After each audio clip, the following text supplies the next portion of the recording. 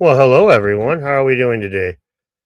Um, well, we got a new member. Hello, Salty Team, Salty Texian. That's a good name. Excuse me for the mispronunciation. We're not going to be doing so much, at least not to start with. I'm not going to be doing like a video thing or whatnot. I'm just going to be kind of chatting with you guys. It's been a couple of weeks. I've been really busy. Um, I figured there's worth chatting about, and um, we'll talk about life in general and all kinds of goofy shenanigans, archaeology, and all that jazz. All right. Flexes. We're doing flexes. Hey there, Timmy, Nick, No Borders, Ian. Really 757. Hey, how you doing? Do you have to water the house? No, I watered the front yard. Yeah, I was pretty lucky actually. It's kind of funny. There was a very little. For those who are unaware, I was in Austin for a couple of weeks, or for a week and a few days, and I was in Sedona before that. It's hot as sin down there, was we'll discuss. But when I came home, I had like a day that it wasn't insane. They were talking about a fire. I get here, and yeah, the evacuation warnings the next day are so bad that it's like a little area like this, and I'm in this little negative spot that's not being evacuated. I was really lucky in those regards. Um, very lucky in those regards. I mean, enough that I packed up a bunch of clothes and my computer and stuff and had it all ready to go. So if stuff went to hell, I could take off if push came to shove. But yeah. Anyway, that was not very fun, not very relaxing because as you can imagine, after being gone for 2 weeks, I did come back feeling a little behind the eight ball, wanting to do some catching up. I wanted to do some live streaming, but I didn't feel like doing any live streaming until I was at least certain that I could sit down and talk to you guys without being pulled away from in the middle and told that you have to escape. Yeah, it was crazy. Made your baby powder stock go up 3 points, but oh yeah, I had a lot of fun. I had a lot of fun going to Austin. Austin was a blast. For those of you who aren't aware of the Mystery Boys, I'm doing just a bit of a for real quick here. Red is asking what the topic is today. We're just going to try to talk to the chat for a little bit. I might pull up a video and start looking at different things and whatnot, but it's been a couple of weeks, and I've been chatting a lot with you guys before that, and just kind of giving you a little of me behind the scenes kind of personalness, and you haven't been getting any of that. And tomorrow I'm going to be doing a live stream, and I'm going to be doing that one for channel members only. So be aware, if you're a channel member, there'll be about a 1 hour stream tomorrow around the same time. I'll announce it on the on my the tabs page and stuff, and you'll see it. But at any rate, tomorrow there'll be a live stream for channel members only. Okay. When I went to Texas, one of the things that I was doing was I hanging out with people that are in, I guess you could just, for lack of a better term, call it the Rogan sphere. Guys like Kurt Metzger. Kurt's become a decent friend. I would call him a pretty good friend. I like Kurt a lot, and he seems to like me. We get along well. If you're not aware of the Mystery Boys podcast, I was on that. It should be airing here any day now, and that was a whole ton of fun. No, that was rude. That was one of the things I did in Austin, was just to hang out with. It was there.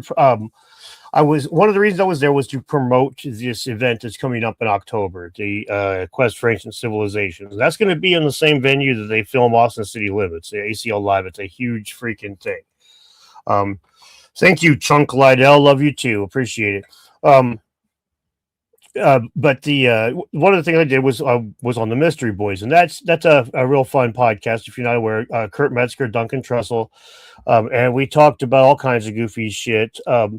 We also had Jamar Neighbors on there, the comedian. He was absolutely hilarious. We had a lot of funny.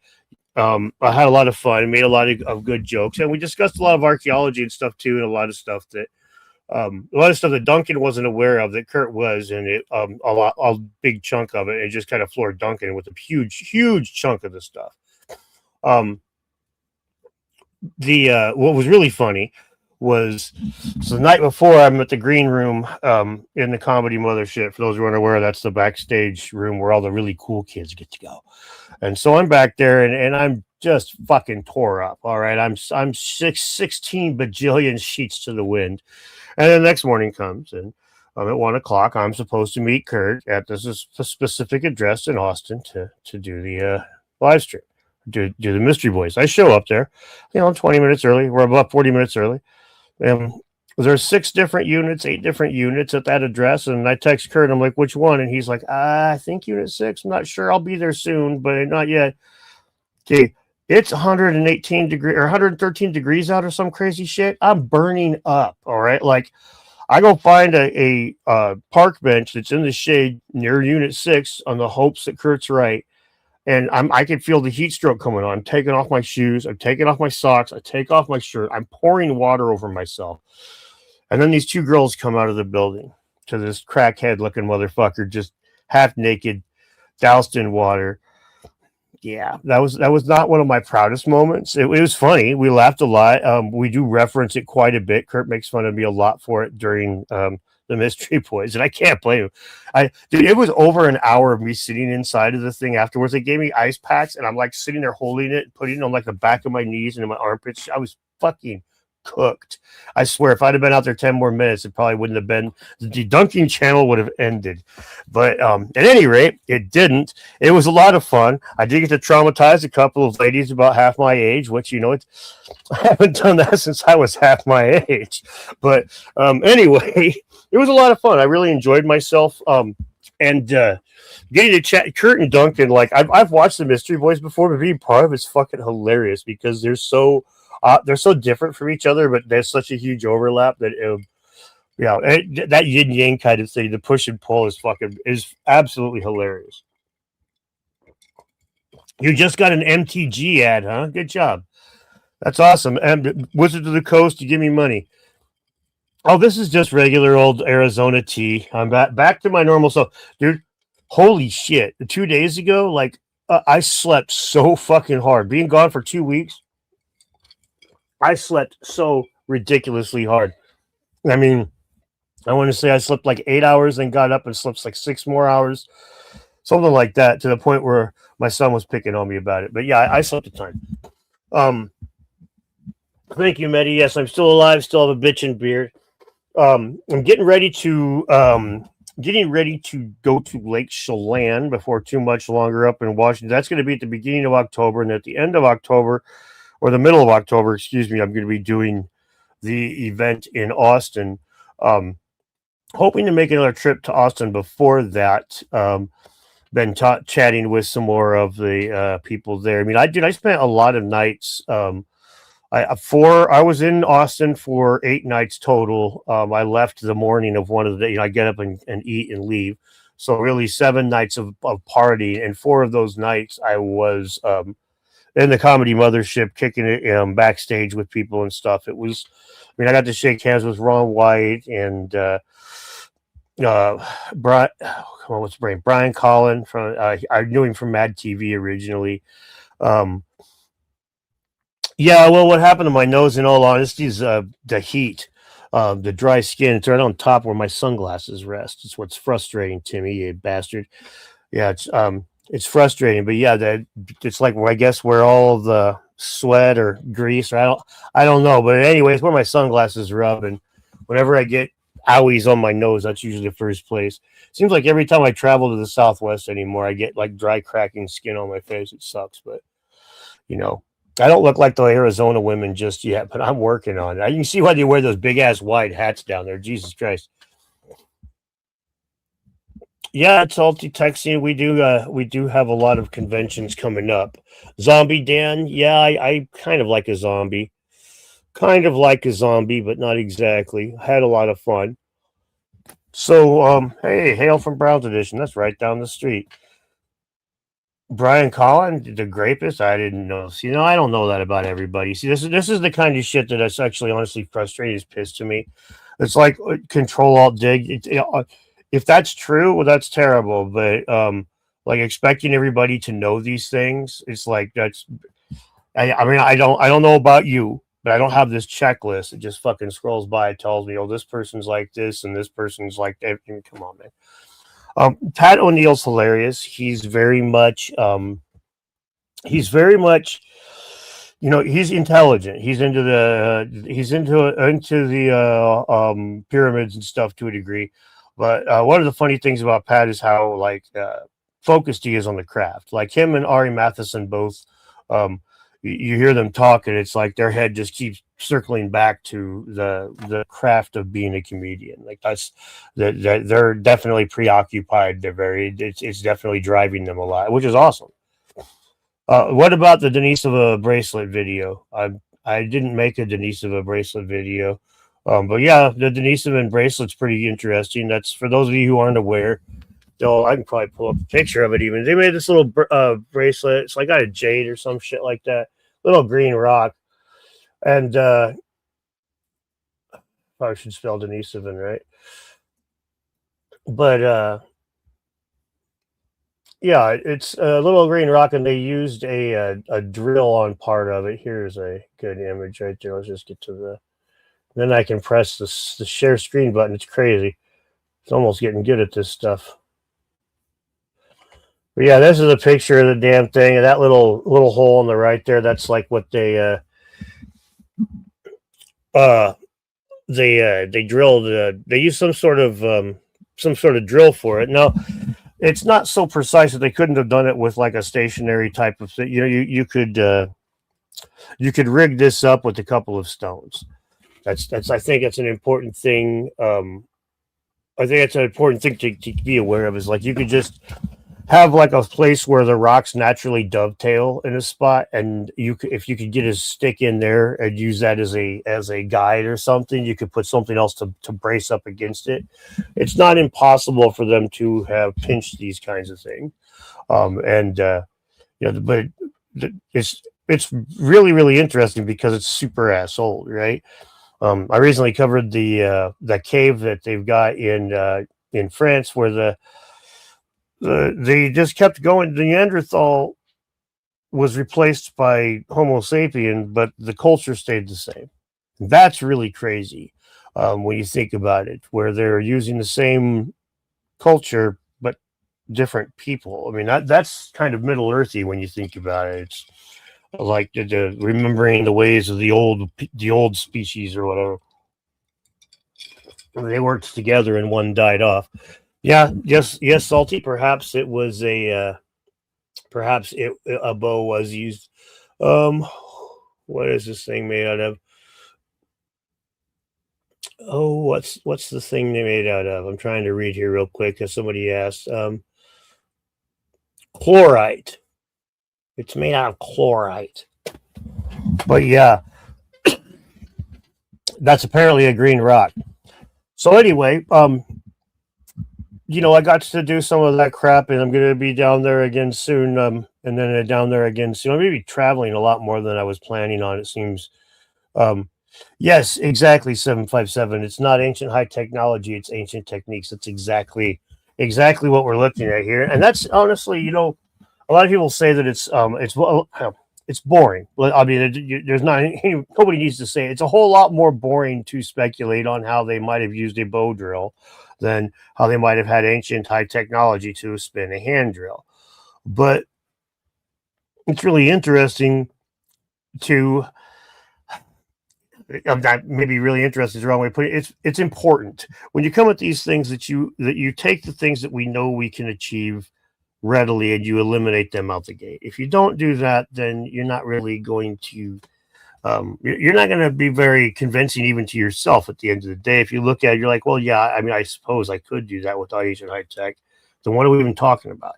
So that's where it's important to thine own self be true, as they say. But honestly, you got to be skeptical of your own shit. Yeah, if the Atlanteans were just making that would be boring. Exactly.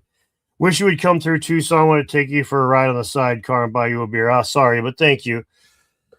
Excuse me. Yeah, I've a lot of people that wanted to meet up with me when I was in Texas too, and I've got limited hours in the day. It's like basically show up where I'm at, and we can hang out. But beyond that, no offense, I go to a spot I can't really go run. My fans are really important to me. And meeting you guys in person is important to me. Like spending the time to shake hands, listen to different theories, and all that stuff. It's important, but it's also I can only I have to kind of put myself in a spot like I'm doing in Austin and say, all right, here I am, October 16th or 18th. Do you want to see me? Here's where I'm going to be. Come talk to me. Um, and outside of that, it's impossible for me to track y'all down on every road trip. If I stopped at every one of these places, it'd go crazy. It'd be crazy forever. Hey Dan, you just saw your live. How the hell are you? I'm doing really good, man. Thanks.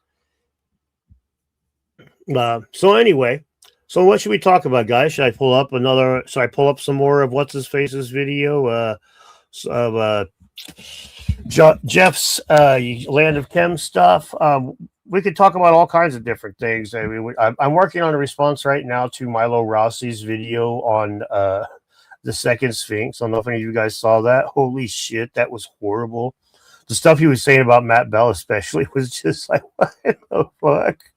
He's like saying Matt Bell is an example of one of the ultra wealthy using his wealth to dumb down the public kind of thing. It was just like, holy shit, my God, dude.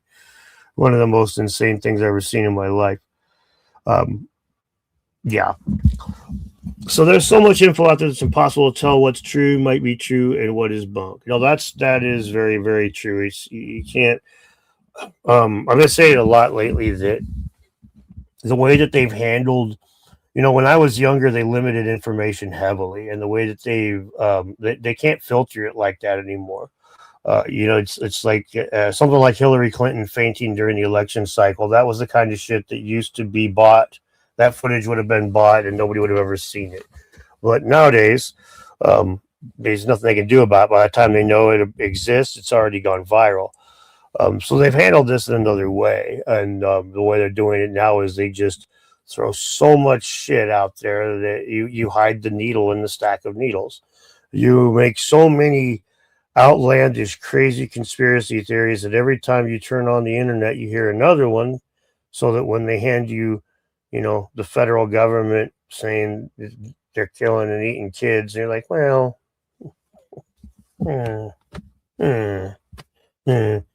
That's the new version of the old game. It took them a second to figure it the fuck out. We had a good run for a few minutes there, boys, but it's over now. They've figured out the ways to put the genie back in the bottle as best they can. They just open every fucking bottle and let all the demons out alongside the genies. And here we are. Pull up whatever you're trying to understand. Land of Chem is good stuff. Yeah, that was pretty fun. Yeah, I know. It was funny when Mini Minutemen. Thanks, 757. Muchos gracias. When Mini Minutemen. When Mini Minutemen. I made that response video too. It's just my phone blowing up about shit. When Mini Minuteman put his. I made my response video to him, and that video where I had my shirt way unbuttoned, it was to pick on Mini Minuteman. There's a whole fucking point. Was partially to make fun of Milo Rossi.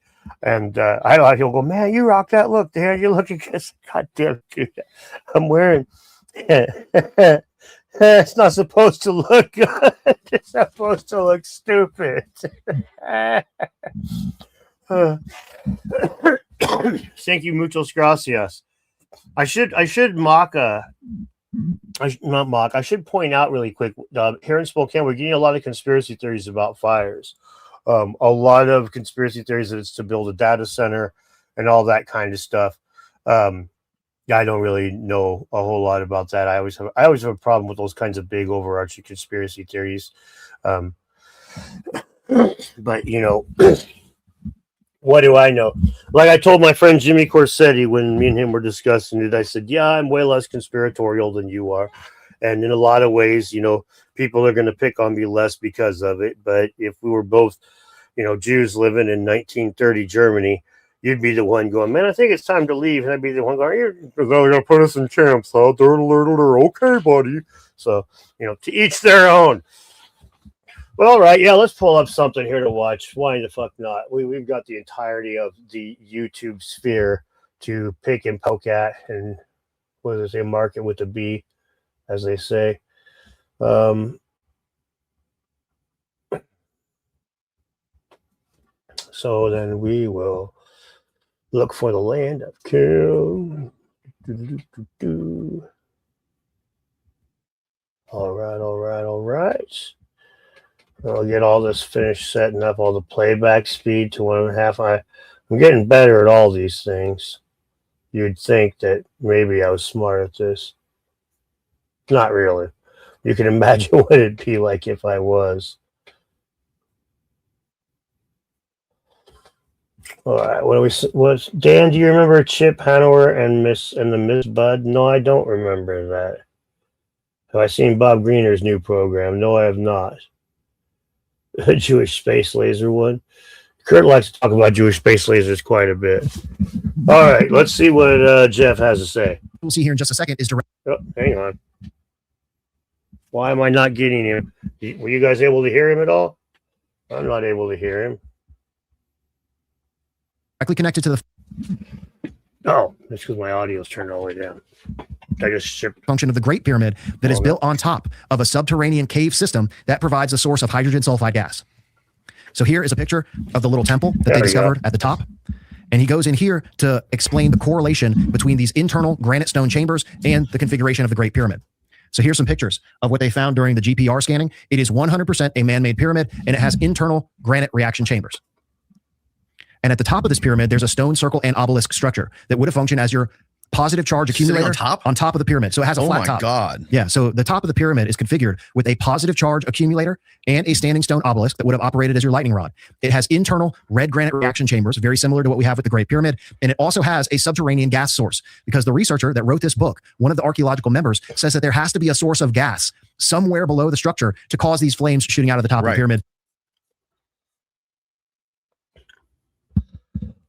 I would really like to see some of these things tested because, I mean, a lot of these are really big if true, right? So I would really like to see a lot of this stuff tested ultimately. The idea that these things used to do something and now don't. Jesus Christ. This better be a damn emergency, people. There better be a fire. That's poor humor. I feel bad. Some of the people here in Spokane, because I uploaded that stupid short making fun of not making fun of, but just saying that, the fires were clearly because of, we quit sacrificing babies to Moloch or Mishra or whatever God it is. That, some people were like, that's not very cool. But I mean, did you see what I said when Charlie got shot? I tend to make gallows jokes, guys. Yeah, that's how that works. I make funnies all the time, and then sometimes you cry about things, but when you do, that's when things are pretty bad. I like to laugh, and I do that a lot. But yeah, dude. Oh, well, thank you, thanks, Dave. I thought it was funny, but everybody loves their own brand. Yeah, it's hard to honestly. A lot of these things, it's hard to say because the tomb thing. Let's put it this way. Say, for instance, that people had some really rudimentary understanding of electricity, right? Say that like there was some way for people to use one of these things to do some technological goofiness with, right? Well, now, if that's the case, wouldn't the rulers of the time wanted to incorporate that kind of magic into their structures, especially their tombs? I mean, it stands to reason this one, it's not far-fetched, right? I mean, it seems reasonable that this is something they would do. So, I don't have a problem with these kinds of things. In a lot of what Jeff's stuff, pretty much the only thing that I've taken issue with of his so far on any like fundamental levels, the electric universe things, and a lot of these things don't require the electric universe in order to work. Now, any of the stuff that does, I'm going to be kicking the tires on that a whole lot harder on down the road. But yeah. Anyway, let's go ahead and carry on here. We'll add more to the stage. Don't forget to donate lots of money to the super chats, guys. I just spent a whole shitload of money in Austin, and Spokane's cheap. Austin's rich. So during the excavation. He yes, that's me begging. Sorry. Into 2 other adjacent stone circles. So here's one of the stone circles at Oyu, and you can see here in the background the Coromanta Pyramid. So these 2 stone circles are directly connected via stone avenues into Coromanta Pyramid. So you have the stone circles. There's a stone avenue that connects these 2 stone circles, and there's another stone avenue that leads directly to the pyramid. Go back to the last one. Yeah. Where's the pyramid there? The pyramid is off in the north direction. It's too far away for me to fit on this slide, but it's just showing that there is a stone avenue that goes off in this direction. So that avenue on the top connects to the pyramid. Correct. Yeah, and this was corroborated by the museum archaeologist at the Oyu Stone Circle. Is it a sites. perfect triangle? I don't know about that. Okay. So he even says here in this report and book regarding the excavation that he thinks there's a connection between these stone circles, which I'll explain exactly what that is here in just a second. And the whole temple site, right? The pyramid, the associated stone circles, and all the structures in the ritual network centered on Mount Coromanta is a network linked to the worship of a snake god. So when it comes to mythology, there is communication encoded in these snake figures, whether it... Let's stop before we get down into the snake god stuff.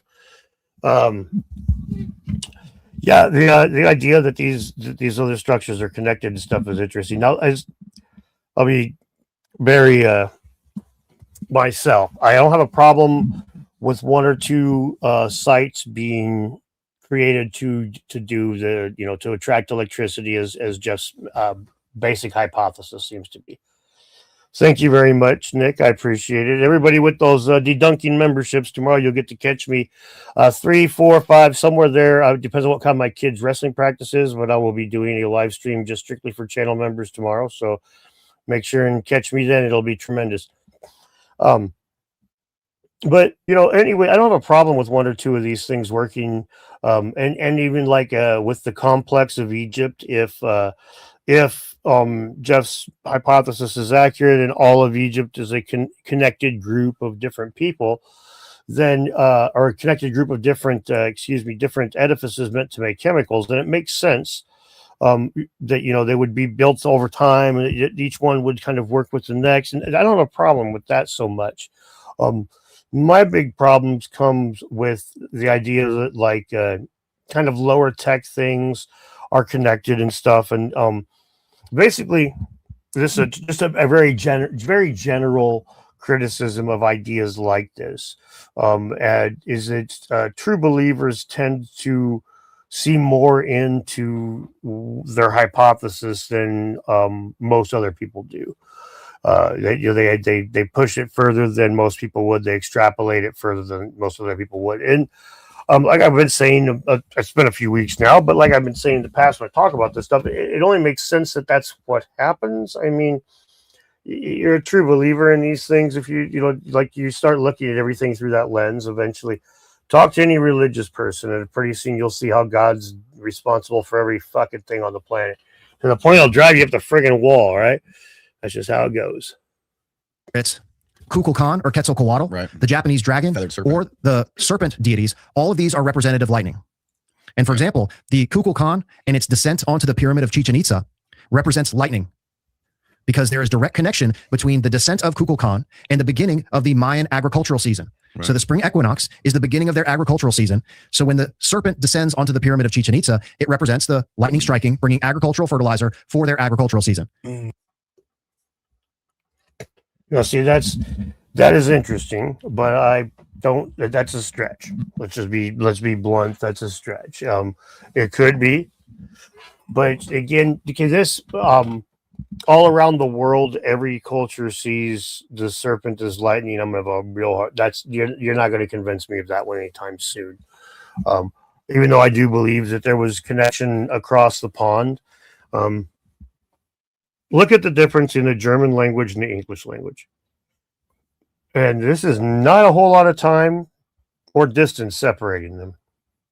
And they're similar enough. You can understand each other to a degree, but they're also different enough that you can get lost as fuck pretty easily.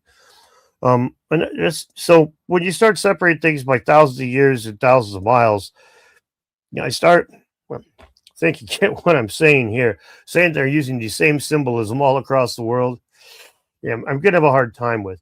And also, again, I'm going to have a hard time with everybody using the same pyramids for the same things, the same ideas for the same things. I mean,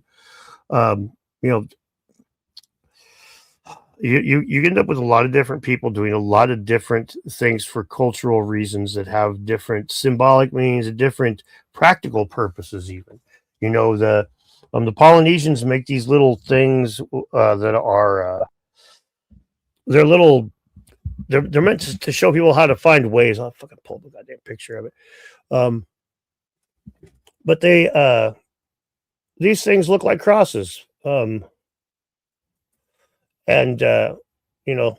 they don't look at all like the crosses that. Okay, here's a great example. Damn it, man, the internet's tricky. I'm gonna try to remove. Look at how hard this is, man. This is so hard. Yeah, this stuff right here.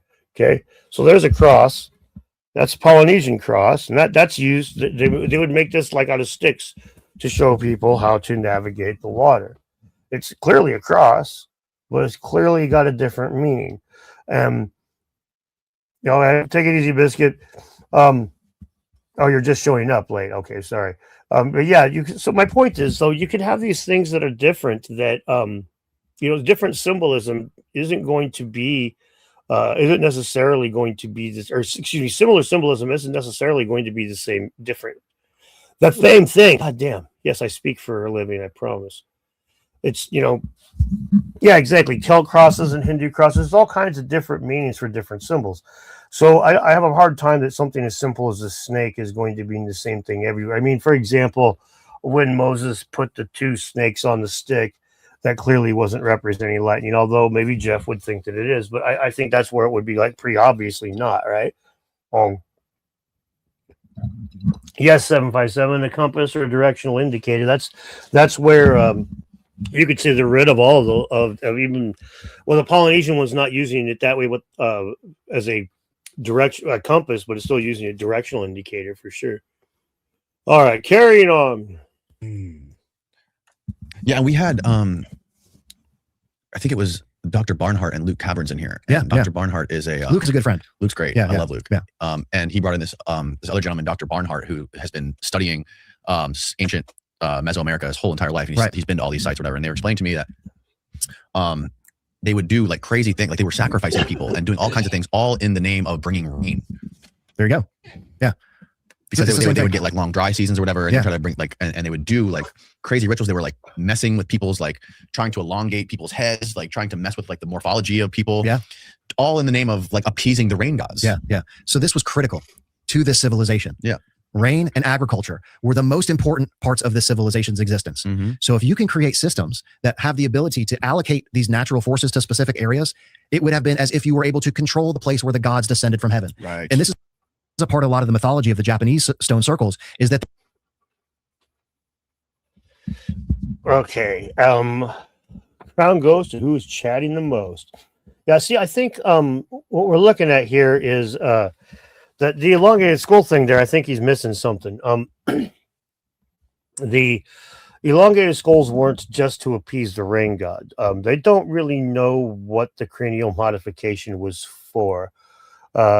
Oh yeah, I always do anymore. No borders. I've got yeah. For those of you who don't watch me a lot, elongated skulls are something I definitely get interested in, and mostly because the fact is these things are they're so fucking goofy that they show up with the way that they do, where they do in the record. But in this case, we have a serious weird issue with the elongated skulls. They are like they're not. We don't have any fucking clue as to what they were being done for. That we don't know if they were used to promote rain gods. We do know that area is near the candelabra of the Andes, and that's visible out to sea like 12 miles. So there's a good possibility, and there's a good possibility that they were in contact with other places up and down the coast. And as I've shown before, there's a huge, the coastal areas of the world is where all of that stuff really was connected at. I just wonder if you can take the elongated skull method and apply it to other body parts. But the Austin Powers style, that sort of thing's not my bag, baby. I like big elongated skulls. I like them girthy and short myself, with a little bump on the top. You know the type. But yeah, honestly, the elongated skull stuff is something. The elongated skulls and the giants. The giant ones lately has been because they're not giants. This is, this is something. It's a fucking misnomer. That when they talk about giants, ancient giants in the Americas, they're not fucking giants. They're big humans. There's regular old fucking human size. They ain't nothing outside of the realm of humans. What's interesting is the way that that's all been stamped out. If you didn't catch my last video on it, you absolutely should, because there's a couple videos ago. It's insane what they did to the guy that debunked all the giant bones of the Smithsonian, left the field of medicine to enter anthropology to drive the narrative that white people were better because of the way our bones were shaped. This is no shit. So call me crazy. He's the last guy I'm going to be trusting when it comes to discussing the length of bones. I don't know. You can go to fucking Leonardo DiCaprio for your phrenology discussions on Django. Whatever I forget what he went by, his Frenchy ass name on that. But yeah, a bunch of shacks. But I big boy. Now here I am. God damn it. I love the internet. They're called the places where God descended from heaven, or the place where the dragon touched the ground. Lightning striking these specific areas. Right. There's a direct connection between all of this stuff. Sure. And I'm glad to see that even in the conventional academic sense, there's corroboration of this idea. Yeah. That they were super, super focused on rain and agriculture. Yes. And there's a direct connection between Kukulkan descending on the pyramid of Chichen Itza, representing this feathered serpent god, and the feathered serpent god brings rain, lightning, and nourishes the ground for agriculture because of these atmospheric nitrate fertilizers. It's just like, I wonder how closely connected those civilizations were in Egypt and Mesoamerica. Yeah. So and Japan. Yeah. So this is an interesting discussion regarding, is it either single point of origin? So let's say there is Atlantis, single point of origin, where during the destruction of Atlantis, the survivors went everywhere and they had the same knowledge, single point of origin. Second hypothesis is intercontinental travel during that time period, where all of these independent civilizations were traveling across the oceans and sharing knowledge. Right. So it's one of those two things, for them to have the same knowledge and building these same type of structures in Neolithic UK and also in Japan, right? These people either have to come from the same point of origin or there was intercontinental travel, which I tend to.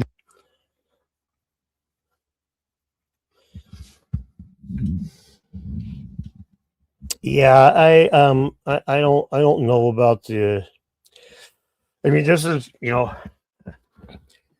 just where it does get a little tricky. It's I don't think it's going to require intercontinental travel to say that, two different cultures could recognize that, lightning struck the high point.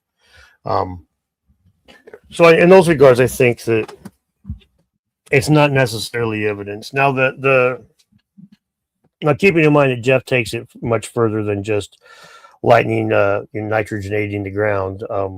Yeah, I can see where he would think that. And I do think that there was contact between the continents, don't get me wrong, but you take each bit of evidence on its own merit, right? And if you can demonstrate that these pyramids, that's what was happening with these, that's what these are for, then that's one thing. But again, a lot of this stuff is really difficult to demonstrate, right? You can't really prove. Okay, here's a really salient question here. Do you think that because of all the online attention to these topics, it's better or worse for the looting side of it? I would say that it makes the looting way, way, way worse. Way, way, way worse. I think that people looting these kinds of sites would be, they're exasperated by these sorts of things. And I think that, well, depending on part of the country, let's be frank. In parts of the country, especially in Mesoamerica, the organized crime completely dominates life. Completely dominates the legal system. And in those areas where that happens, there's nothing. Yeah, the cat gets out of the bag, and fucking Johnny Sicario finds out that or Jorge Sicario, excuse me, finds out that the local fucking hole in the ground's got thousands of dollars worth of treasures to sell to stupid gringos. And yeah, they're going to go loot that shit. Do you think they give a flying fuck about stratigraphy or about proper documentation? Of course not. They're not in the documentation game down in that part of the world, my friends. That kind of goes against their whole business model, in case you weren't aware. So, you get what I'm saying here? We got a problem, and but it's not just even with the parts where it's organized crime. Go all the way back to the days of Napoleon in Egypt. And it doesn't take a lot of imagination to think about ruins that kids used to play in, places they would throw rocks and tell ghost stories and play hide and seek. And then one day Dad tells them that, hey man, these fucking white dudes are coming around paying real money for these little fucking pieces of scrap nothing. I ran past like 50 of those ever since I was a kid out there. It's been a while. Let's go check. Every one of those fucking places that was in common knowledge got picked clean in the first 10 years, man. Just picked to death. So, the more that these sites are known about, the worse it is in those regards. And the problem is like even in, even in Turkey, shit's disappeared, right? We've had stuff disappear right out from under their nose. And that's, it's a problem. It's a fucking problem, man, because, how much money would it take you? Think about your job. Think about how much money would it take you to stab your employers in the back? And then you think about the amount of money that some of these people can offer for some of these things. Like, how much money do you think the guys that stole the Baghdad battery got paid for it? They probably got quite a bit of money. Duh. Hello, Cameron. Good to see you. Yes, Sherman, pillage and plunder was the point. All right. Was carrying on my wayward nun. Lead toward the intercontinental travel, where these independent civilizations, they were traveling like the cocaine mummies, right? There's a connection between South America and Egypt with these mummies that have been found with coca leaves. Right. So there had to be intercontinental travel and trade between these civilizations for them to be sharing these type of agricultural goods. Who was the cocaine mummy dude? We were just talking to a cocaine mummy dude, weren't we, Steve? Remember the German guy who went to prison? I was going to say ivermectin, but somebody connected us to a guy who found cocaine in mummies. Yeah, the German speed guy. Yeah, that was looking went to prison. Yeah, I forget what the name of the German we had him speed scheduled was. at one point. The Corley dude connected him with us. Oh, the from overseas. Yeah. Was that Martin? I don't remember. Nonetheless, right? Intercontinental travel. Yeah. Sharing of knowledge and information. All right, let's talk mummies and cocaine, two of my favorite subjects. When it comes to the cocaine mummies, for those of you who haven't seen my video, plug. The gist of it is like so many other things that we find that are problematic. They're anomalous, anomalous. Guess what they did with the cocaine mummies when they went to do a follow-up? They wouldn't let them sample them a second time. Not any of them. There were 9. The Munich 9, they're called. 9 mummies that are stored in the museum at Munich that supposedly have cocaine in them. 9 of them. And they won't let them test one of them a second time. Not a single fucking one of them a second time. They get to test other mummies and say whether or not there's cocaine in them that way. Which I love this, by the way. As I pointed out in my video, this is what I need to see in a defense attorney. He's like, Your Honor, Mr. Richards did test positive, but his neighbor tested negative. Do you really think he would have it in his system if his neighbor's testing negative? That's their fucking argument, bro. That's their fucking argument. Well, this mummy didn't have any, so clearly this mummy couldn't have had any. Why don't you just let us test Mr. Richards a second time? Oh, no, Your Honor, we can't do that. Would that not? I mean, come the fuck on. This is so basic, stupid, straightforward, but it passes. Because of confirmation bias, because of how this tickles this Atlantis and biblical narratives, and it gets into all this crazy, goofy shit. Now they accept it. Just fucking accept it. Just fucking accept it. Face value. Why look into it? We know it's right. It's just like just like we see with the way they treat the archaeologists that are completely full of shit, but they're doing so. They're lying as they debunk Graham Hancock and friends. Well, the ends justify the means, right? Dylan Farr, yeah, it'd be interesting to see the mathematical connection stuff. I'll touch base on this real quick. Dylan's saying that there's a that Jeffrey brings up the mathematical connection between these different places, and that stuff's interesting to me. But I'll be real honest, like it's really easy to play games with math, like really, really, really easy to play games with math, and so when people say, well, there's a mathematical connection between these things, that'd be pretty dead on for me to put a lot of stock in them. There are situations where I do look at it, like the 72, 108, 54, all that processional stuff. Those get very dead on, and over and over again. Which is why we have these aesthetic differences between, for example, the Mesoamerican pyramids, which have a very Mesoamerican style, and the Egyptian pyramids and the pyramids in Japan. Sure. They all have a different aesthetic. Yeah, the Mesoamerican ones are nuts. They look very pillowy. Yeah, they look very different because it was built by the local inhabitants of those particular areas, but they were sharing the knowledge. So they were traveling, they were sharing construction techniques, they were sharing this technology and how it could benefit everyone on the planet. So they all started building the same things with the same knowledge, but they built them with the different aesthetic style of that particular local inhabitant civilization, which is what I tend to lead to. But they're one thing that is would be interesting to look at and see how his theory lines up with this is is it one of the ones that not at Teotihuacan, it's one of the ones that's the fucking water pyramid. I've covered it before and I'm drawing a blank, but it's this Tiwanaku, this huge fucking pyramid that they built on. They put all this gravel underneath it, so the gravel like holds water and basically acts as a reservoir. Like the water runs down the pyramid and runs into the gravel underneath the thing, and then feeds into this. And the whole thing's all this water symbolism and stuff too. It would be interesting to see how that lines up with Jeff's hypothesis here, because incorporating water straight into it, that would be pretty well. If they were zapping water with electricity all the time, that'd be crazy. Hello, Trish. Hello, Mark. Hi, Dan. Receipts. Yes, I like receipts, especially for different things that you buy. For also things that like didn't go that weren't translated across the cultures. Like there's weird little things, right? Like in Mesoamerica, they have those little notches that stick out. Like we don't know what those were for. Right. And then like it looks like the stones were like placed on top of each other and melted together perfectly. Sure. Yeah.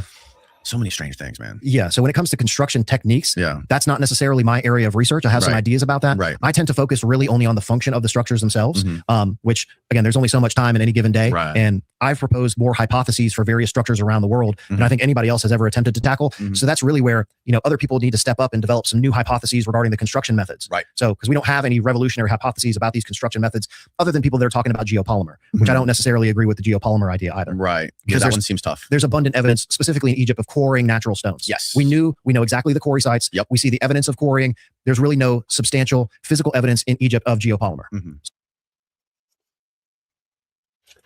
Hey, thank you, Salty Texian, for gifting some memberships there. Muchos gracias.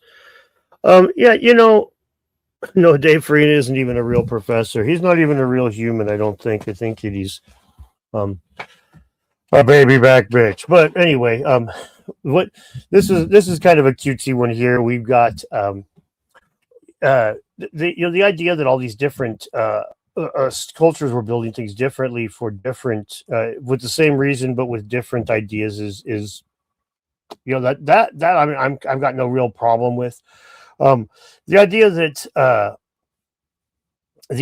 they were all connected or that they had been connected. I at certain times in the past I don't have a problem with just maintaining a level of knowledge between all these cultures. I do have a bit of a problem with. And the big one that questioning there is a geopolymer. Yeah, I would agree with him on that. The majority of sites around the world, like South America, Pumapunku and places like that, geopolymers. You can start asking questions about it. But beyond that, I don't think that there's too many geopolymer sites. I think you guys the same thing with a lot of other things. They get overzealous and see it everywhere. Mr. D. Dunker, I will wear out your ear about Peru, Bolivia, blah, blah, blah, when I catch you in Washington, October. Fuck yeah, you will, 757. Sounds good. Bjorn Ironsides be wilding for real. Hey, Dan, have you ever seen an aerial picture of Teotihuacan? It looks just like a computer board. Yeah, it's interesting. Calling Spokane arson. No. Facts. Please hit that like and subscribe. Yes, easily arson. I don't know about all that. We can only verify that he taught a trade school, but what makes fun of you for being an electrician? Yeah, Dave's, Dave tells a lot of lies. Ultimately, like, it's unfortunate that he's a representative of quote unquote team science, because I mean that's exactly what Sagan warned us about a generation of people that wouldn't know fucking anything. Unfortunately, this generation is telling us not to ask questions, which is even worse. It's bad enough to not know anything, and then telling people to not ask questions is dangerous as fuck. These pyramids were clearly built for Spider-Man to swing from something. Spider-Man's a swinger. We all knew that. So I don't necessarily agree with that. I think it's an interesting hypothesis, but I don't necessarily agree with it. Right. So this is a picture to give you a size of the Coromanta pyramid. Damn. It's huge. And they have, again, GPR scanned this thing, and it is 100% a man-made pyramid that may be built on a... And that is accepted by academics? Yeah, 100%. Yeah, this book that I showed is an actual archaeological team that did the excavations at the site. Okay. At its core, it may be a natural geothermal formation, right? Because there's a source of gas coming from somewhere below the structure. Right. That when they cracked into the foundation of this internal chamber, the gas was seeping out, and all of a sudden there's flame shooting out of the top of the pyramid. It's a wild archaeological story. It's called the Pyramid of the Gods. It's written in Japanese, so you have to translate the whole thing. But shout out to our buddy Teru that got that book translated for me. All right. So did we talk about the Sphinx step-down transformers, how they reduce voltage? No. Okay. So this is kind of important. Sphinx step-down voltage transformers, and the stone avenues that connect all of these systems. Let's do it. Okay. So at Avebury, for example, you have these avenues of stone that go from the central concentric circle system. You can see this avenue. All right. Before we get too far into that side of it, we'll stop because it's going to be that'll be long for a minute there. Yeah, Dave is a bit of a fraud. It's unfortunate. Like, honestly, I would like to be able to have conversations with guys like Dave because, seriously, like as much of an asshole as he is, it's like the fact of the matter is like, me and Milo Rossi, for example, we had good conversations. And if you watch his video on the Sphinx, like, he's not opposed to the idea of the Sphinx's head being recarved. Okay. He's not opposed to the idea of the fucking Sphinx, of there being a second Sphinx. He's not opposed to the idea of the synthetic aperture radar finding stuff. As a matter of fact, he says there's probably something there. He's not such a the problem is it's fucking teams. The problem is the confirmation. I'm going to illustrate it plainly in the video.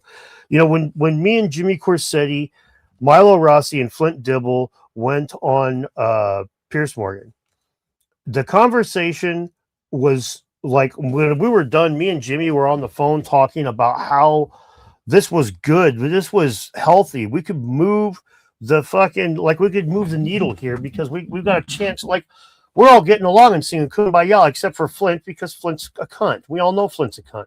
So then you watch Milo and Flint do a live stream afterwards, and Flint slowly poisons Milo against it. And after 20 minutes, they're just drunk and screaming and crying about how terrible it is and how terrible we are.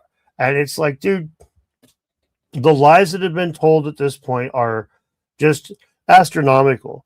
So yeah, guys like Dave Farina,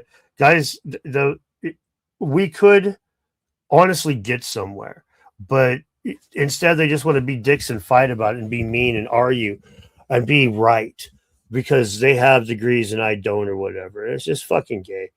And I don't mean gay as in they like to suck cocks. I mean gay as in a bunch of fucking cocksuckers. Avenue of stone going out to the west and going out to the south. Yeah. That connects into the tail end and the head end of the system. We have the exact same thing at the Karnak Temple, where the Karnak Temple is connected into the Luxor Temple via an avenue of sphinxes. And I'll show you here in just a moment that there's a mathematical connection between Avebury and the Luxor Karnak Temple system in Egypt. Okay.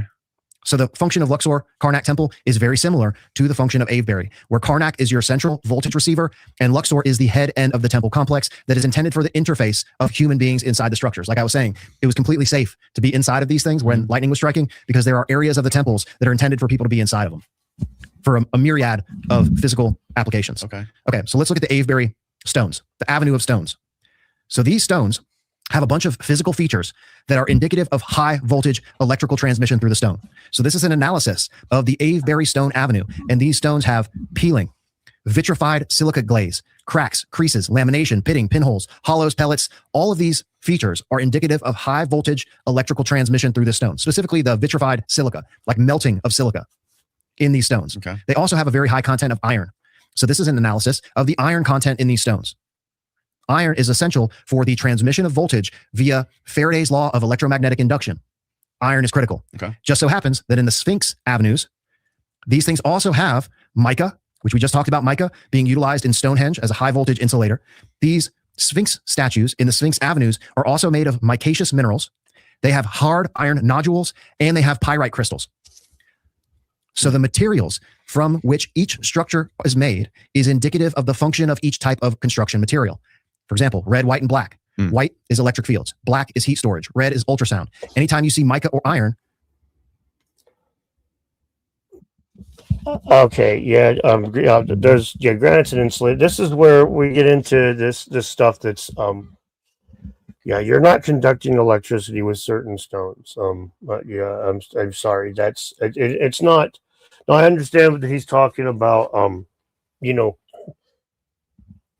I understand he's talking about big distances. I understand he's talking about lightning strikes and stuff, but you have to understand that like granite is about as conductive as dry wood, and like you could pour lightning down granite. I mean, you if you attached a LED to fucking two pieces of granite and poured your positive and your negative, you could pour lightning down granite and it's not going to barely move that bulb. This is unfortunate. But so like now this is where like, but now let me point out again, this is where, as I've said this 100 times before, and this is something that I think it's really important. It's one of the things that Milo Rossi said in that Two Sphinx video. You know, it's important to evaluate claims, even ones that seem crazy. It's important to evaluate them properly. This is and I'll take it a step further and say that, you know, just because somebody's wrong about one thing doesn't mean that they're wrong about all of it. They can have ideas that are heading in the right direction and then they hit a wall and they don't do right. Does that make sense? They can have ideas that are, you know, that are outlandish and that are heading in the right direction and then they completely just piss up a rope. But they can also lead us to things, you know. I mean, how many hippies talked about how many different applications for freaking fractals before we got fractal cell phone antennas, right? You know, these aren't, you know, are all the other people just pissing up a rope? When they tested 10,000 chemicals for something, do the 9,999 that fail, are those all fail? It's, you know, this is how we advance. So I don't have a problem, again, with true believers being wrong about things or saying things that I don't necessarily agree with. It's just that there's a lot of things like that yeah, I'm just going to point out and be like, man, I think you need to look at the resistance that a piece of granite offers to electrical flow. Think high voltage electromagnetic induction. And pyrite is actually a semiconductor where it's an insulator at low voltage and a conductor at high voltage. So it's ideal for the electromagnetic induction distribution of high voltage current from the primary receiver into the head end of the Avebury Serpent Temple complex and into Luxor. So basically you're reducing the voltage. Got it. Lightning is a ton of voltage, like millions of volts. Instantaneous. Right. And when lightning hits the ground, it doesn't go straight down. It goes out across the surface of the earth. So some of that voltage is going to be sent down these avenues of stone. As the voltage passes through each stone, the iron is utilized to induce electromagnetic fields, electromagnetic induction, that allows that current to be passed down through each stone, strategically reducing the voltage as it flows down these stone avenues. This also may involve You won't be able to strategically reduce shit because it's going to be gone. Like Like when lightning strikes, it's best illustrated when you see it hit water because the resistance is all generally the same and it's pretty see-through. You see an arc, you see a ball, the same as so many other forces in nature. It tends to form a sphere.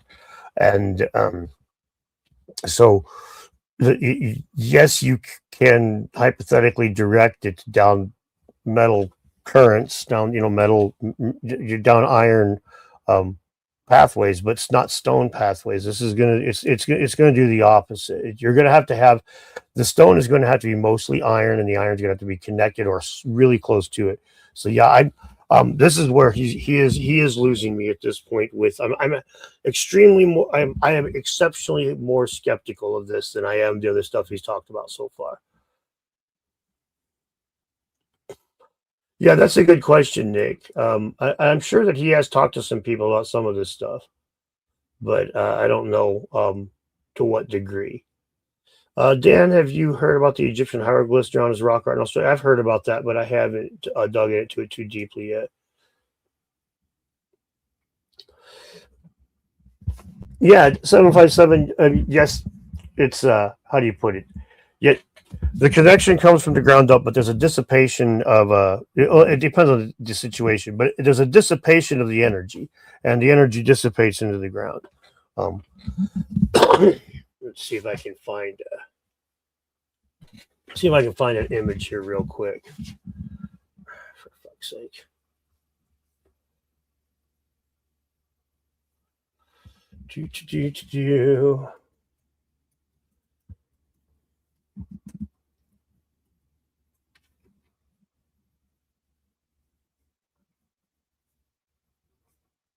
Just trying to find.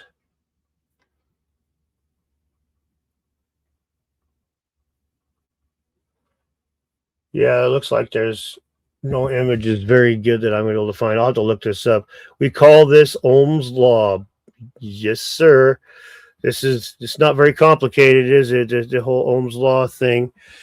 It's not very tricky at all. It's you know how it is. We do the math. Watch those cacti. Yes, sirree, Bob. Let's see what else we got here. Let's carry on. The dielectric breakdown of air, which is exactly what lightning is. It's an electrostatic phenomenon that happens because of dielectric breakdown of air. It's a very complicated way to describe what lightning is. Mm-hmm. So let me animate it here. So the voltage is introduced into the first stone. It induces electromagnetic flux that then induces voltage in the next one, and it's passed down the line. So this is at Luxor? This is at Luxor, correct. Isn't it crazy that some of those big statues at Luxor, those sphinxes, or what are those faces, those giant faces that they have there, are like so perfectly symmetrical? Yes. You think there was a function to that symmetry? So the symmetry of the faces in the statues? Mm-hmm. Not necessarily. I think that was just the aesthetic style of the dynastic Egyptian iconography. Okay. It's all very symmetrical. What are those statues made of? Typically red granite. Just red granite? Yeah. The statues are mostly red granite. And the explanation for how they carved those perfectly symmetrical faces was with what kind of tools? So they don't have a good explanation for exactly how those things were carved. Right. You would have had progressively finer tools and then also polishing compounds. Mm-hmm. So you would have had different tools for the excavation, the different tools for the raw shaping. Same thing we do with modern masonry and sculpture today is that the closer you get to the end product, the smaller and finer the tools are. Yeah. So by the time you're actually shaping the face and carving it into its final form, you're using very, very small, very accurate tools to be able to carve that. Mm-hmm. I've talked about this on my channel before. They had a thing called the pointing machine, and this was just a device that they were using in the Greek days and the Roman days to reproduce statues. And it allowed you to measure something in 3 dimensions and make accurate reproductions of statues. So this was something that, that wasn't unheard of in the ancient times. So it's quite possible they were using it in ancient Egypt in order to reproduce both sides of the statue's faces. But now, I've got a real problem with what he was showing there with these different things, like being energized, these little sphinxes, one in a row. That's, those things would need something. They would need to be insulated from the ground, first of all, right off the bat. If they're those are just like in the bedrock, you're not doing anything with that. It's just dissipating. And the other thing is you're going to need something that conducts, and I don't mean partial. I don't mean Like this could maybe conduct if the situation was right. I mean, like, you need a conductor. Okay. Let's put it this way. Those teeny little copper leads that they found in the fucking robot chamber there, Gattenbrink's door in the Great Pyramid, those little things, they're not going to carry much electricity, right? That's like fucking probably 12 gauge wire on its best day. We're probably closer to 16. And we're tiny little pieces of wire, right? Pencil lead thickness. It's not holding much. Okay. But that's going to hold 10 times the electricity that a piece of limestone will. It's going to conduct 1,000 times more electricity than a piece of fucking limestone will. So this is where I have like all of these things where they use rocks as conductors. There's always have got me going, dude, you need to try reproducing this on any level, and you will find vitrification of rock because that shit's going to fucking melt before it does anything. It's not going to conduct electricity. It's going to melt. So this is where I do, again, this doesn't mean the other stuff that he's talked about so far. Like, honestly, the idea of these obelisks being made to attract lightning is fundamentally one of the best hypotheses that I've heard for those edifices yet. And this is exactly why I say you don't throw out babies with bathwaters. Like, I got somebody saying Ben Van Kerkhoek's getting angry about this right now. Just because I don't think Ben is right that it took ancient high technology on the level that he thinks it does to make those vases doesn't mean that I think Ben has done bad work. In fact, he's pushed the dating of the primitive lathe back by 1,500 years or so at a minimum. That's huge. That's a big fucking deal, man. And you can say that's no big deal, but to me, it's absolutely a huge deal. Now, it might not be the technology he's looking for, but it is a big deal as far as I'm concerned. It's good work. And it's getting ignored because, well, he's crazy Ben. He's in the Atlantis bro community, right? Yeah, gold veins through rocks would help, but 757 points out. But yeah, we would need something in order to you need to know which ones had the veins running through it and whatnot. Yeah, dude, there's a whole lot. I don't think that there's a whole lot of There's a whole lot of problems with the high when you get into the higher electricity functions of some of this stuff. I have a lot of problems. And there are structures that modern masons use to create symmetry. I forget the name of the piece, but it has these pins in it, and the pins have measurements. So as you're shaping each side of the stone, you can track the distance of the pins to make sure that each side is symmetrical. Okay. It's a technique that we still use today that uses the pointing machine, as we just said. Very rudimentary apparatus where all the pins are like in a grid. And each one of the pins, as you work the stone, you move the pin in to track the symmetry of the carving. Oh, wow. Yeah, they still use that today. Okay. Yeah, but in my opinion, the more difficult thing is carving realistic stuff. It's way harder to carve something realistically than it is to make symmetrically. Mm-hmm. Like the Greek and Roman stuff, to make it look like an actual human face is way harder. And they were able to do stones were softer though, right? Like they have stuff like marble, and they were carving out of porphyry and granite. Same thing. But they say, is it marble soft? I don't know about. I don't think marble's soft. What is the statue of David made out of? Marble? I have no idea. Not my area of expertise. But they say that the reason the Greeks and Romans were able to do that is because they had iron. Okay. And that's the big conjecture about the carving of stuff in Egypt is that they didn't have iron. Yeah. So 3 to 5 softer than granite, but harder than other stuff. Okay. Yeah. So. Yeah, they say that because the Greeks and Romans had iron, they were able to carve granite more easily. Okay. But the Egyptians, so they say, didn't have iron. Right. It's also a myth that it was pure copper. It was never 100% pure copper. No legitimate academic would ever say that they were using 100% pure copper. Okay, interesting. It's arsenical copper. 90% copper, 10% arsenic. Oh. Yeah, I'll do you one better. The earliest iron that we've got is about 700 years into the Bronze Age. It's in Anatolia, about 600 to 800 miles, I think it is, from Egypt. I covered this in my video on the iron plate in the Great Pyramid, but these guys were they were forging iron without very good understanding. So there was a wide variety. There was a wide variation in quality of what they were making. And so my hypothesis is they traded their crap ass iron to the Egyptians to go see God with in their pyramids, and they used the good stuff to make weapons with. But it is quite possible that the Egyptians were able to procure iron tools from these guys. And I know we don't have any evidence of them in the record, but I also have to point out that these are the kind of things that disappear very easily.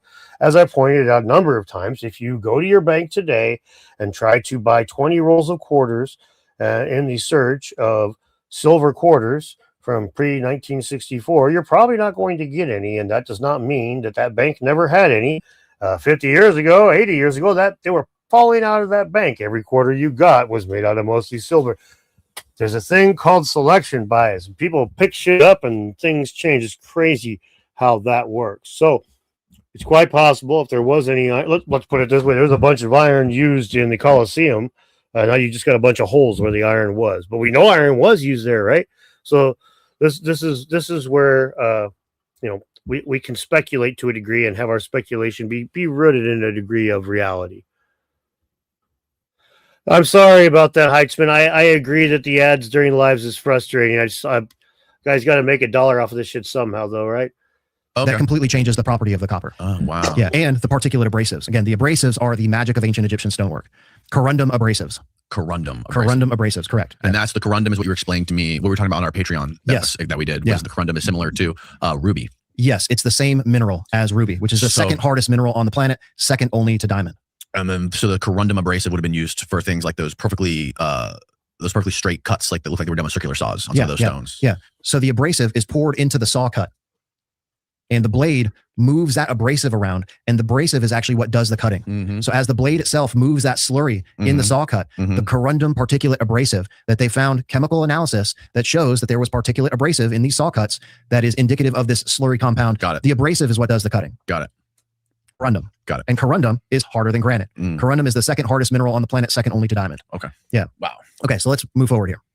So this voltage distribution is also directly connected to the function of the serapium, which we'll get to in just a sec. Let's talk about Teotihuacan. Okay. The function of Teotihuacan. So you have three different structures at the Teotihuacan complex. You have the Temple of the Feathered Serpent.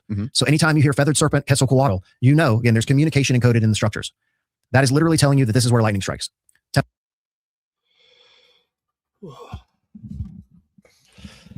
Yeah, this is pretty crazy. This is pretty crazy where they just kind of crazy is the wrong word.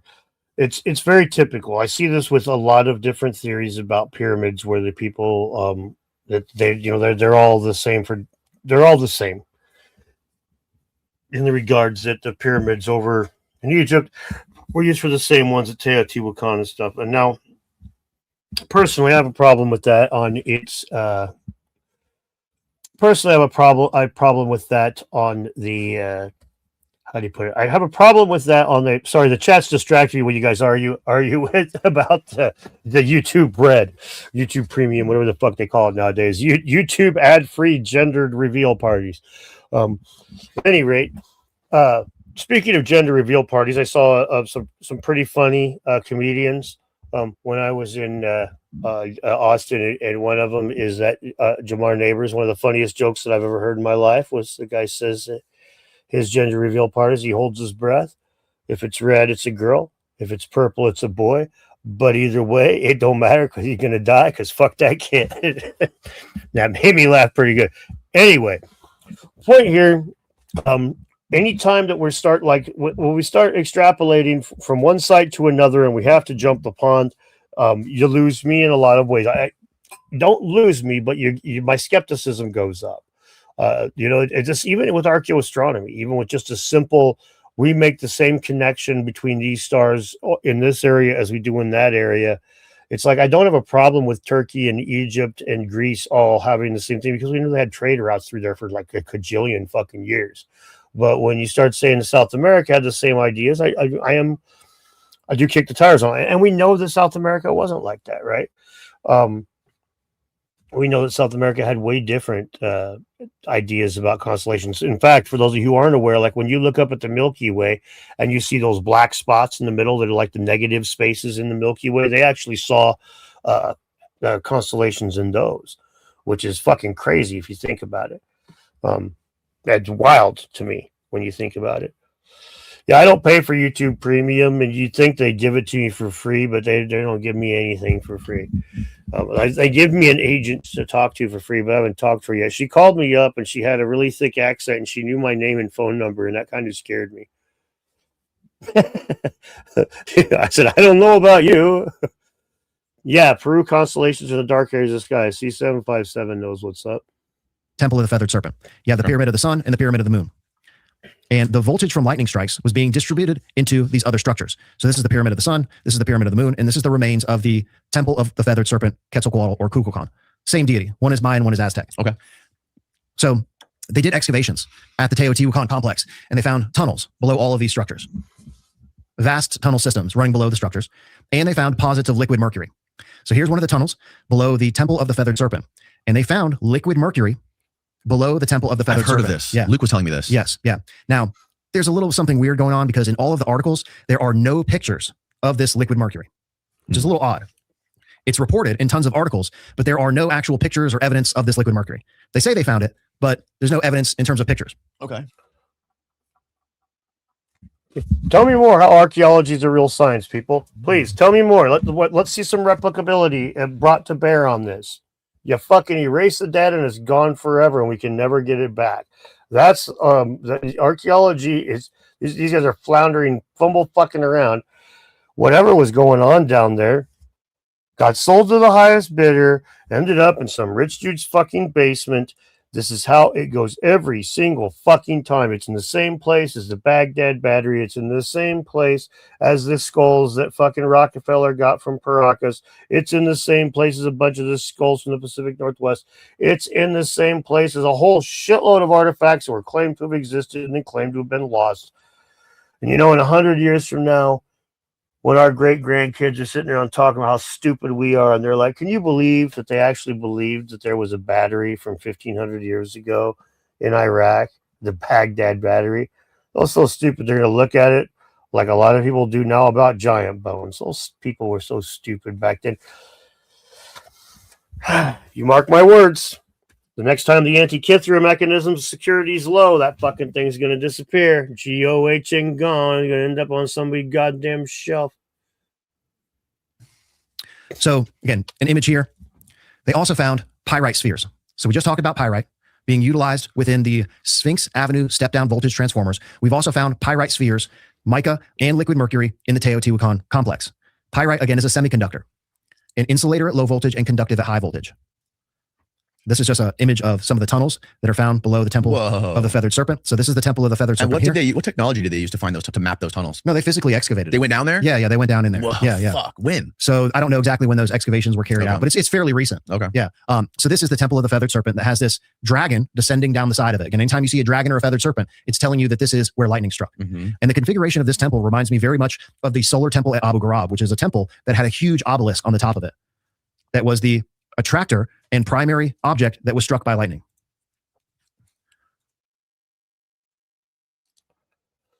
Hey, thanks, Prometheus Lens. Yeah, I've been gone for a couple of weeks, been out of town, so I had to had to do my had to go to Austin and run around all crazy style. I haven't been to the Coral Castle yet, but I don't think that the Coral Castle is going to prove that a guy could build a pyramid. It'll prove that one person could do a lot more than you might think. But do I believe that truth can be expressed through many cultures, time, and understanding? Yeah, to a degree, yes. But thanks, man. Yeah, I'm okay. Nothing's. I'm fortunate. The fires here have not been too. I'm not saying they're not too bad. They just haven't caught me, fortunately. So I'm lucky in those regards. And liquid mercury is also supposed to be in the Chinese pyramids. You see, this is the kind of thing it would be interesting to look into.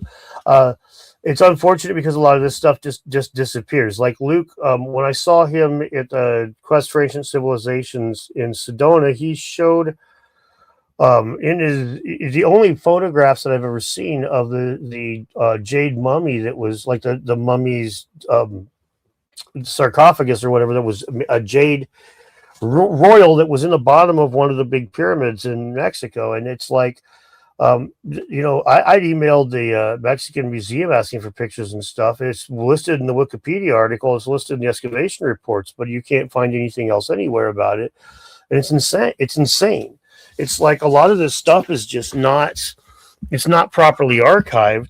And we start coming. It's like these kinds of videos and stuff are getting extremely popular. This kind of inquiry is getting extremely popular as of late, and we like as we come into this, we see so many things are being covered up. Like a lot of things people have been screaming about for a while, but some of these things, it's like the cover up is happening in real time, and in some cases, I don't think it's too nefarious. In some cases, I think it's just people being people trying to, weasel a few bucks out of something. But in other cases, when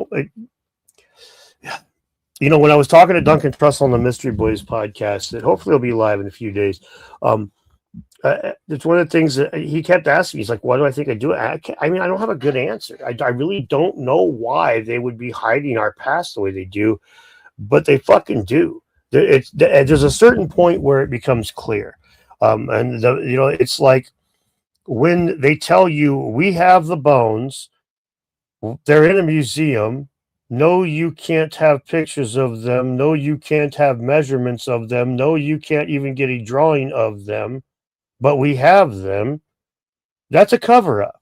All right, it's as much of a cover up as when they say, "Hey, we got a list of people who went to this island and we redacted it."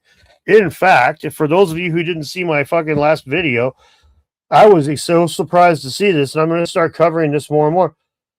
There's a fucking shitload of places that they just straight up redact the fucking basic information of when they reported in the archaeology findings. Straight up fucking basic shit they redact, which I do not fucking understand whatsoever.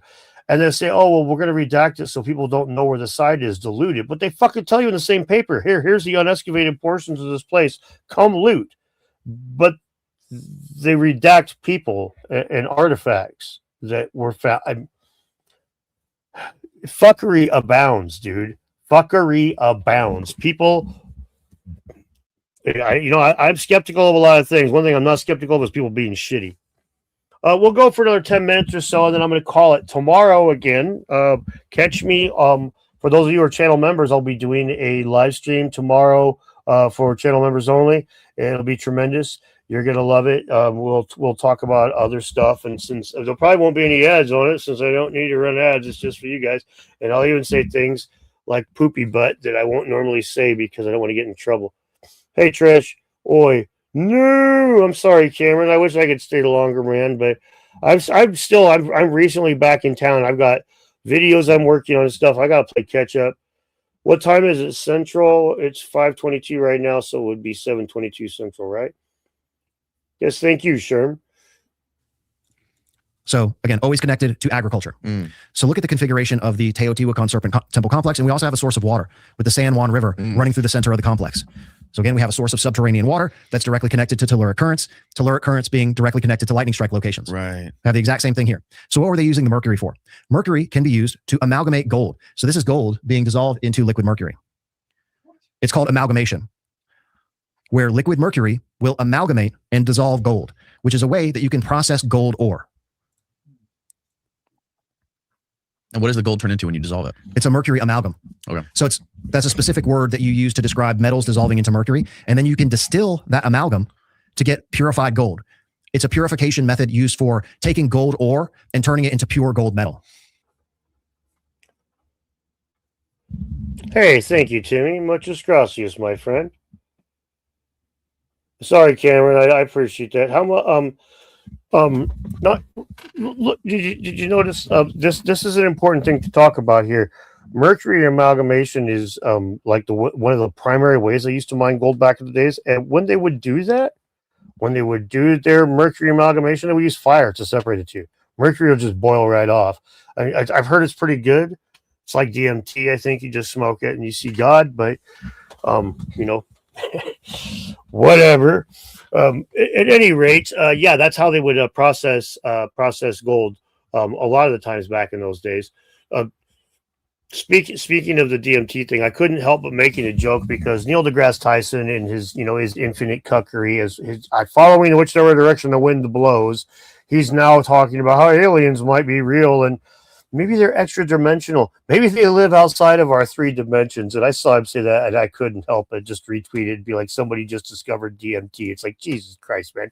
Congratulations. Terrence McKenna would like to have a word with you, but he's been dead for fucking 40 years or however long. And he's way ahead of you on this shit, you fucking needle dit. Fucking Neil deGrasse Tyson's hilarious. It's like so sad that they passed Carl Sagan's torch onto him. Carl Sagan was such a fucking genius when it came to combining the ability to navigate a fucking social setting, the ability to read a room, and the ability to understand basic science and to not be a fucking idiot. Sagan was just like, and then we get fucking Neil deGrasse Tyson to come in there and his infinite line of fucking retards that we've had since. My dear God. These people, I don't know if you guys know this or not, but sometimes I get frustrated with the debunker types and the guys that try to toe a line. Yeah, he is a needle dick or noodle dick, dickle knight, something like that. So for processing of metal ores. Is this used today? Yeah, absolutely. Okay. This is a picture of distillation in a mercury amalgam retort. Got it. Which is used to purify gold. Okay. So the Temple of the Sun, the Temple of the Moon, and the Quetzalcoatl Serpent Temple Complex. So from an alchemical perspective, the Pyramid of the Sun is an alchemical symbol for gold. The Moon is an alchemical symbol for silver. So the Teotihuacan Temple Complex is using liquid mercury for processing gold and silver ore. One problem here is the Pyramid of the Sun and the Pyramid of the Moon were named by white dudes. The Teotihuacan Pyramids of the Sun and the Moon. Now let's double check. Sometimes Dan's wrong. I hate it when he's wrong. Fucking idiot. But I am pretty certain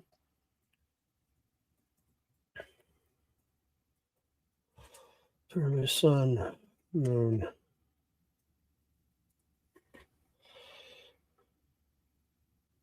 Oh.